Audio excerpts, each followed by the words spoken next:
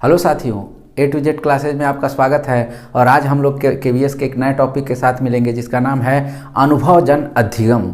अनुभवजन अधिगम आपको on screen पे दिख रहा होगा। अनुभवजन अधिगम जो आप किस तरह से अधिगम करते हैं, किस तरह से क्या अनुभव करना चाहिए और किस तरह से क्या अनुभव करने के बाद बालक पर क्या इसका प्रभाव पड़ता है, इसको आज हम जानेंगे कि किस किस तरह से ये सारे काम होंगे। ठीक, तो इसके लिए सबसे पहले आप हमारे चैनल को सब्सक्राइब करिए। चैनल को सब्सक्राइब करने के बाद लाइक करिए और लाइक करने के बाद जो भी चीज़ें हैं आप हमारे वीडियो को अधिक से अधिक लोगों तक शेयर करें जिससे इन लोगों को बिल्कुल लाभ मिल सके। तो आज हमारा जो टॉपिक है हम उसकी बस बात करेंगे कि अनुभवजन अधिगम। अनुभवजन अधिगम होता क्या है।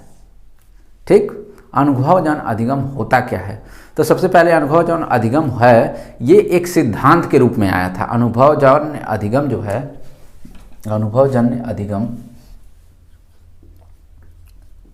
अनुभवजन्य अधिगम, अनुभवजन अधिगम का सिद्धांत यानी कह सकते हैं सिद्धांत। ये सिद्धांत दिया किसने? प्रश्न यही पूछ ले आपसे कि अनुभवजन अधिगम जो है इसका सिद्धांत दिया किसने, तो आप क्या उत्तर देंगे? KVS में एक एक नंबर की वैल्यू होती है ना, तो यही पूछ ले कि अनुभवजन अधिगम का सिद्धांत दिया किसने, तो आप कहेंगे कार्ल रोजर्स।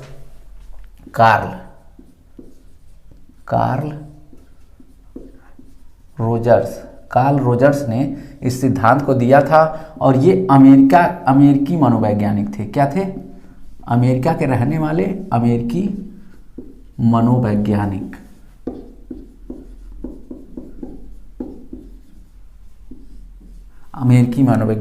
इन्होंने अनुभवजन अधिगम का सिद्धांत दिया। और हम बात करते हैं अनुभवजन अधिगम, यानी अनुभवजन अधिगम होता क्या है। तो अनुभवजन अधिगम वो होता है जिसमें करके सीखने पर बल दिया जाता है। यानी कहा जाए अनुभवजन्य अधिगम किस पर बल देता है? प्रश्न यही पूछे, किस पर अधिक बल देता है? अधिगम किस पे अधिक बल देता है? तो आप कहेंगे करके सीखने पे। करके सीखने पर अधिक बल देता है। अनुभवजन अधिगम जो होता है वो किस पे अधिक बल देता है? प्रश्न आपका ये पूछ ले तो आप कहेंगे करके, यानी लर्निंग बाय डूइंग, यानी खुद करके हम वो कार्य को सीखते हैं। तो इसकी जब बालक ये काम करता है, खुद करता है तो ज़्यादा इफेक्टिव होता है, और जो ज़्यादा इफेक्टिव होता है तो ज़्यादा उस प्रभावशाली होता है। और जब प्रभावशाली वो करके सीखेगा तो वो ज्ञान किस रूप में होगा? अस्थायी रूप में होगा। और जब ज्ञान अस्थायी रूप में होगा तो वो कहीं भी उसका प्रयोग कर सकता है, क्योंकि वो करके जब सीखा है तो वो एक अनुभव के रूप में उसके दिमाग में, मस्तिष्क में एक अस्थायी ज्ञान के रूप में हो गया है। और वो ज्ञान क्या होता है? अस्थायी। जब अस्थायी ज्ञान रहेगा तो कहीं भी किसी भी परिस्थितियों में अगर उस तरह के मौके आते हैं, अगर उस अनुभव का प्रयोग करने का मौका आता है तो बालक क्या करता है? मनुष्य क्या करता है? उस अनुभव का प्रयोग उस परिस्थितियों में कर ले जाता है। यही अनुभवजन अधिगम होता है। और इसमें बहुत सारी चीजें हैं जिसके माध्यम से हम आपको दो चीजों के बारे में फिलहाल बता दें कि अनुभवजन अधिगम को की प्रकृति क्या होती है। अनुभवजन अधिगम की प्रकृति, प्रश्न यही पूछ रहे,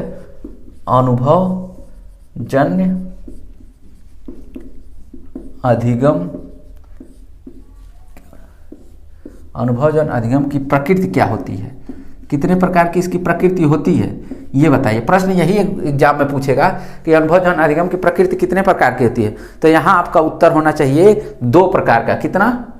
2 प्रकार का। वो अगर पूछ दे कि वो दोनों प्रकार कौन कौन से हैं तो आप एक बॉक्स के माध्यम से जान सकते हैं।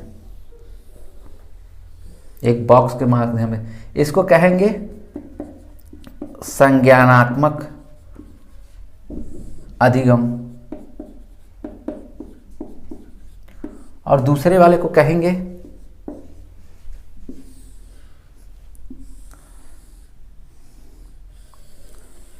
एक संज्ञानात्मक अनुभव हो गया, और दूसरे वाले को क्या कहेंगे भाई? अनुभवजन्य ही अधिगम कहेंगे। ठीक, एक संज्ञानात्मक हो गया तो दूसरा क्या होगा? अनुभवजन्य। अनुभव जन्य अधिगम। ठीक, ये दोनों अधिगम हैं, एक संज्ञानात्मक अधिगम है और दूसरा है अनुभवजन्य अधिगम। पहला संज्ञानात्मक अनुभव में क्या होता है, ज्ञान प्राप्ति करना ही केवल इसका उद्देश्य होता है। इसमें कहा जाए तो ज्ञान प्राप्ति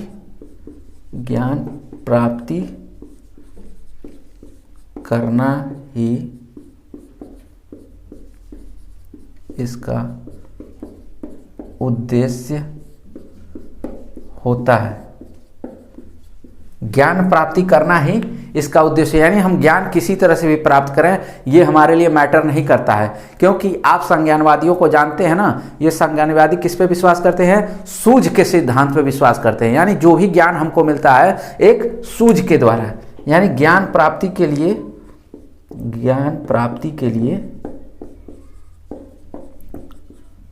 सूझ, ज्ञान प्राप्ति के लिए सूझ पर निर्भर होते हैं, सूझ पर निर्भर होते हैं।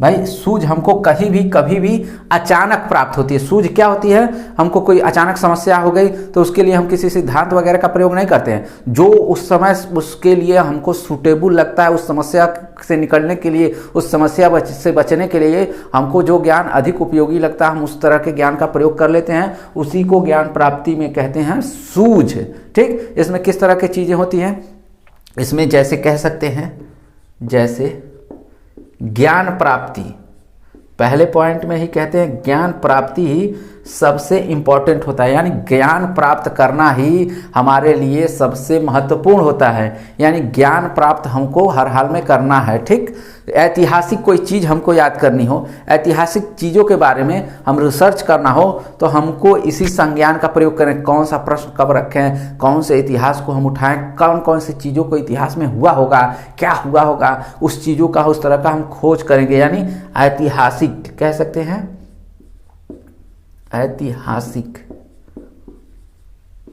ऐतिहासिक चीज़ों का ज्ञान भी हमको चाहिए। तथ्य, ऐतिहासिक जो होते हैं तथ्य, उनके बारे में कि क्या क्या चीज़ें। ऐतिहासिक तथ्य के बाद कहेंगे भौगोलिक तथ्य, अगर भौगोलिक तथ्य, मतलब ये चीज़ें जो हैं ज्ञान हमको प्राप्ति करना है, चाहे जिस तरह से ऐतिहासिक तथ्यों के बारे में जानना है तो हमको तभी संज्ञान क्या क्या चीज़ें, भूगोल के बारे में, यानी भूगोल के जो तथ्य, पृथ्वी की कब उत्पत्ति हुई, पृथ्वी से सूर्य कितना दूर है, चंद्रमा ग्रह, ये सारी चीज़ों को एक तथ्य के माध्यम से हम जानते हैं, एक सिद्धांत के माध्यम से जानते हैं। उसको किस रूप में जानते हैं, संज्ञानात्मक अधिगम के बारे में। अब बात करते हैं आपके अनुभवजन्य अधिगम जो कहता है, सारे सिद्धांतों में अगर अनुभवजन्य कहीं लगा हुआ है तो वो किस रूप में कहता है भाई, ये कहता है कि हम कभी भी कोई कार्य इसमें करके सीखने पे, यानी कह सकते हैं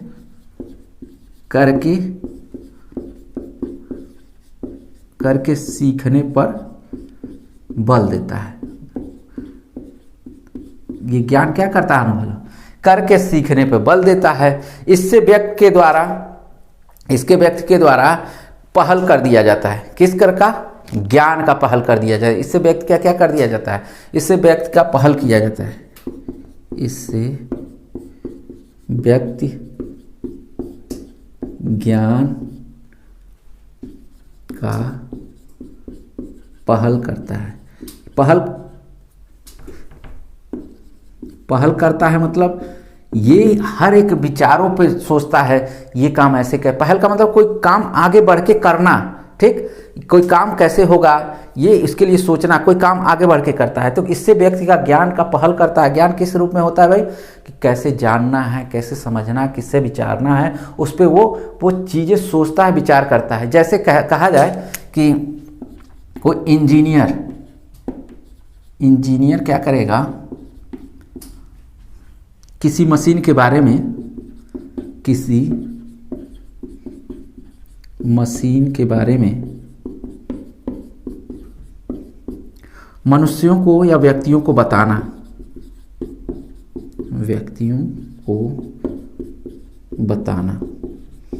मान लीजिए कोई इंजीनियर है, वो चीज़ें पढ़ा है, लिखा है, समझा है, प्रयोग किया है, वो सारी चीज़ें किया है, तो वो उस तरह से अनुभव उस मशीन के बारे में उसको पूरी तरह से अनुभव हो गया कि मशीन कब कार्य करती है, कैसे इसको मोड़ा जाता है, कैसे चलाया जाता है, कैसे इसका किस रूप में प्रयोग किया जाता है। तो वो इंजीनियर अपने जितने भी वो मशीन के बारे में जाना रहता है, समझा रहता है, काम किया रहता है, वो अपना अनुभव क्या करता है, किसी अनजान जो अभी तक कोई काम नहीं किया उस मशीन के बारे में, वो अपने अनुभव द्वारा उसको सिखाता है। कहा जाता है ना, किसी व्यक्ति के साथ कोई हेल्पर होता है, तो हेल्पर मतलब वही कि व्यक्ति एक संपूर्ण ज्ञान रखता है और हेल्पर उस ज्ञान को उसके साथ रह के सीखता है। कुछ समय लगता है, कुछ दिन लगता है, उसके माध्यम से उस ज्ञान को सीखता है। तो वो किस रूप में है, इंजीनियरिंग की ज्ञान ये किस रूप में है, इंजीनियर पूरा कार्य किया, पूरा समझा, पूरा जाना, उसके वो क्या करता है, अगले व्यक्ति को अपने ज्ञान को अनुभव के माध्यम से उस ज्ञान को प्रोवाइड करता है। तो ये अनुभवजन अधिगम हो गया। अब इसकी कुछ विशेषताएं होती हैं जिसके माध्यम से बालक और अच्छे से सीखता है। तो इसकी विशेषताओं को हम जान लेते हैं। आप चाहें तो इसका स्क्रीनशॉट एक बार ले लीजिए, नहीं तो गड़बड़ हो जाएगा कि कहते हैं आप स्क्रीनशॉट नहीं मिलेगा। तो फिलहाल आप स्क्रीनशॉट एक बार ले लीजिए, ठीक। हाँ, अब बात करते हैं हम इसकी कुछ विशेषताओं की।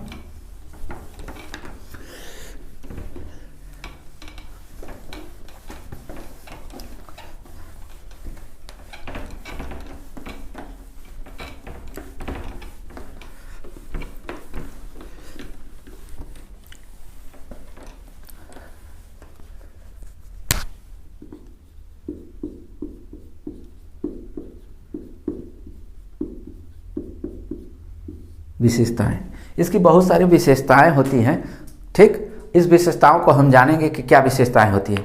इसमें क्या कहा जाता है, अध्यापकों को बालक को क्या पढ़ाना है। पहले पॉइंट में कहा जाता है अध्यापकों को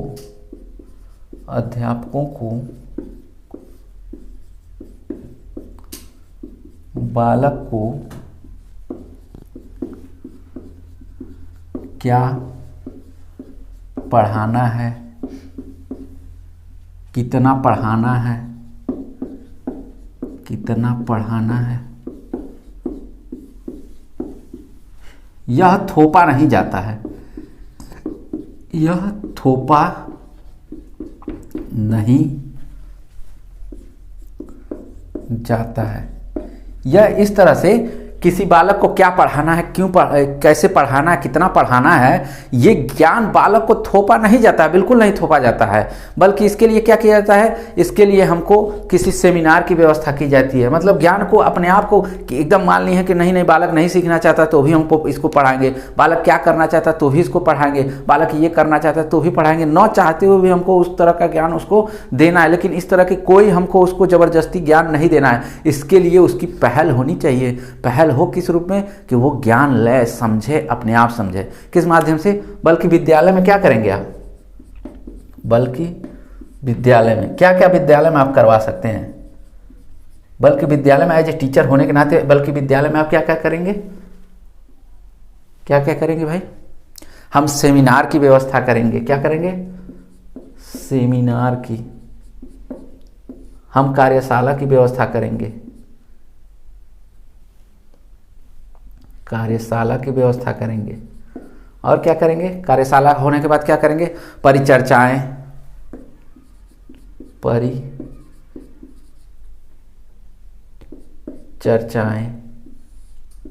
शैक्षिक भ्रमण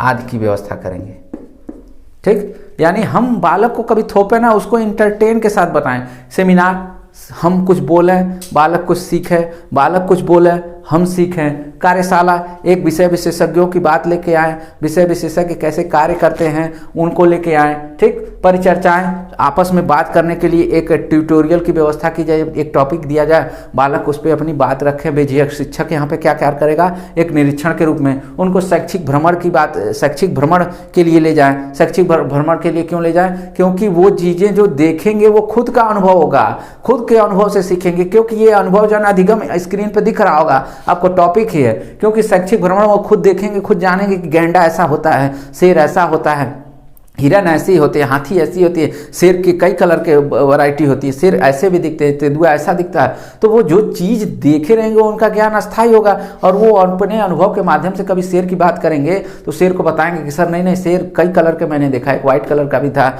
एक ऑरेंज कलर का हल्का हल्का था, एक ये वाला शेर था, एक टाइगर था। इस तरह से वो सारी चीज़ें बताएंगे। सेमिनार जो विषय विशेषज्ञ होते हैं हम उनको बुलाएंगे कि कैसे बच्चों को पढ़ाने के लिए इंकरेज करें। कार्यशालाएं उस तरह के विषय विशेषज्ञों की एक टोली लगवाएंगे जो आएंगे अपने बच्चों को बताएंगे पढ़ने की ये चीज़ें ऐसे से पढ़िए बेटा, ऐसे से वो इस तरह से मनोरंजक दायक बना देंगे जिससे पढ़ने में बालकों की रुचि होगी। तो ये इसकी पहले पॉइंट के अंतर्गत आ जाता है। और कहा जाता है व्यक्ति जो होता है, दूसरे पॉइंट में व्यक्ति जो होता है वो अद्वितीय होता है। क्यों अद्वितीय होता है? क्योंकि उसके पास अपने कार्य करने की बहुत क्षमता होती है। यानी व्यक्ति अद्वितीय होता है, अद्वितीय होता है, उसमें उसे अपनी योग्यता व क्षमता का प्रदर्शन करने की बहुत क्षमता होती है।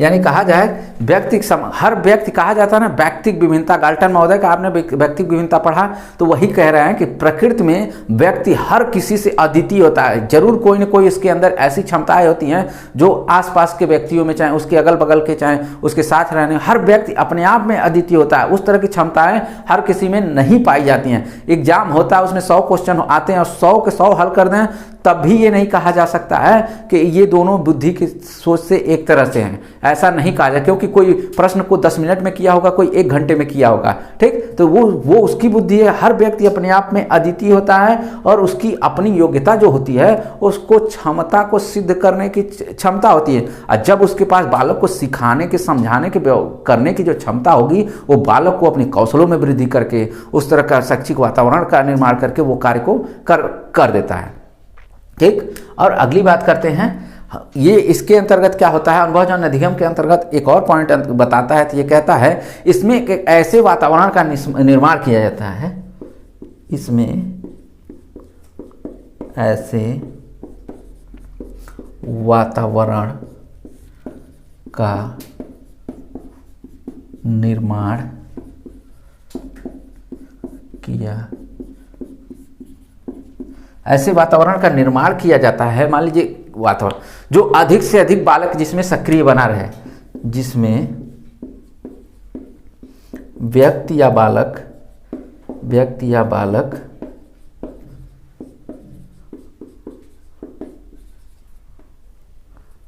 अधिक से अधिक सक्रिय बना रहे। क्यों सक्रिय बना रहे भाई? क्यों सक्रिय बना रहे? क्योंकि वह स्वतंत्र होकर अपनी इच्छाओं से, जिससे वह स्वतंत्र होकर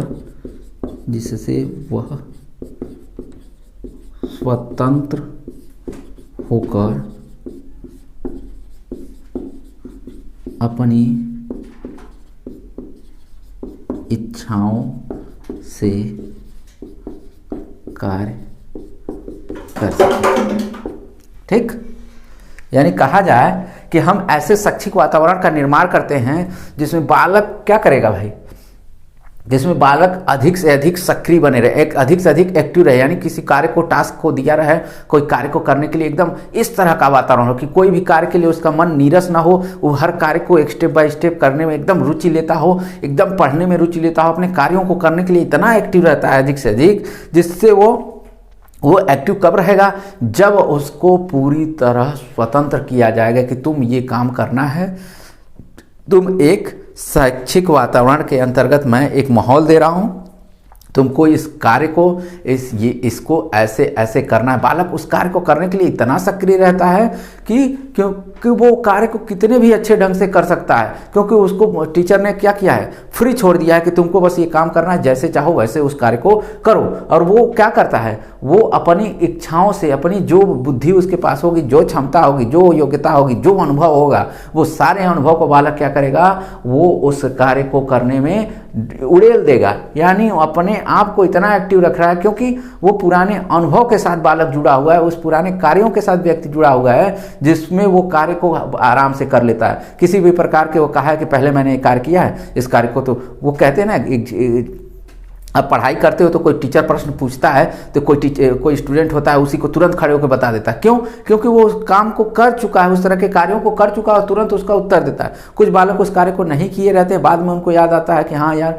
ये काम तो मैं भी कर लिया हूँ, लेकिन देखो मुझे समझ में नहीं आ रहा था कि सर यही कह रहे थे। तो हमको इस तरह का वातावरण का निर्माण करना है जिससे बालक हर चीज़ के लिए एक्टिव रहे, समझे, वो कार्य को पूरी तरह से करे। उसके लिए बालक को हमको स्वतंत्र छोड़ना है। जब स्वतंत्र रहेगा तो वो अपनी इच्छाओं के अनुसार, जो उसके पास क्षमता होगी, जो उसके पास योग्यताएं होंगी, वो उसके अनुसार कार्य को करेगा। तो आई होप ये क्लास आप लोगों को बहुत अच्छे से समझ में आई होगी। अनुभवजन अधिगम जो आपका टॉपिक है केवीएस का बड़ा ही महत्वपूर्ण टॉपिक है। प्रश्नों को मैंने शुरुआत में बताया कि पहले स्लाइड में कि ये चीज़ें ऐसे ऐसे होती हैं। प्रश्न पूछता है कि अनुभवजन अधिगम के सिद्धांत किसने दिया, तो कार्ल रोजर्स ने दिया, अमेरिकी मनोवैज्ञानिक ने। ये सिद्धांत किस पे अधिक बल देता है, तो आप कहेंगे करके सीखने पर बल देता है। ठीक, ये कितने प्रकार की प्रकृति होती है, तो आप कहेंगे 2 प्रकार की प्रकृति होती है। पहली प्रकृति संज्ञानात्मक अधिगम होती है, दूसरी प्रकार की प्रकृति अनुभवजन अधिगम होती है। और उसकी कुछ विशेषताएं होती है, जो मैंने विशेषताओं को पूरे कई विशेषताएं जिसको मैंने एक तरह से कह जाते हैं ना, गागर में सागर, मैंने उसको गागर में पूरी तरह सागर भर दिया है। अब इसका आप स्क्रीनशॉट ले लीजिए। और अभी तक जितने लोगों ने हमारे चैनल को सब्सक्राइब नहीं किया है, चैनल को सब्सक्राइब करें, लाइक करें, शेयर करें। जो लोग हमारे वीडियो को देख रहे हैं वो एक बार जरूर अपने अपने ग्रुपों में शेयर कर दें। जो भी तैयारी कर रहे हैं उसमें आप सफल होंगे और ये आपको, ये जो आपको अनुभवजन सिद्धांत है आपको मार्क दिलाएगा, और मार्क दिलाने का मतलब आपको नौकरी दिलाएगा। धन्यवाद।